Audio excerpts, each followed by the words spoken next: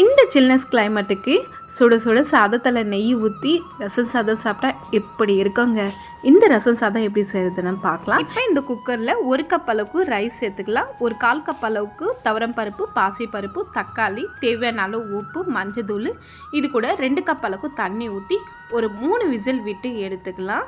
பாருங்கள், ஸ்டீமரில் வெளியே போன உடனே ரைஸை நல்லா லைட்டாக இந்த மாதிரி ஸ்மாஷ் பண்ணிக்கலாம். இப்போது ஒரு நெல்லிக்காய் சைஸ் அளவுக்கு புளியை கரைச்சி சேர்த்துக்கலாம். இது கூட வந்து 1 ஸ்பூன் அளவுக்கு ரசம் பொடியும் சேர்த்துக்கலாம். நல்லா கொதிக்கிற தண்ணியை கொஞ்சமாக ஊற்றிக்கலாம். நல்லா ஒரு 2 நிமிஷம் நல்லா கொதிக்கிட்டோங்க. இப்போது இந்த ரசம் சாதம் தாளிச்சிக்கலாம். 3 ஸ்பூன் அளவுக்கு நெய்யை ஊற்றிக்கலாம். கடுகு, ஜீரகம், காஞ்ச மிளகாய், இது கூட பச்சை மிளகாய், கருவேப்பிலை இதெல்லாமே தாளிச்சிட்டு நம்ம இந்த ரச சாதத்தில் ஊற்றிக்கலாம். லாஸ்ட்டில் கொத்தமல்லியை நிறைய சேர்த்துக்கோங்க. அப்போ தான் இந்த ரச சாதத்துக்கு ரொம்ப டேஸ்ட்டாக இருக்கும். இந்த ரசம் சாதம் நீங்களும் கண்டிப்பாக ட்ரை பண்ணி பாருங்கள். உங்களுக்கு எப்படி வந்திருக்குன்னு கமெண்ட் பண்ணுங்கள்.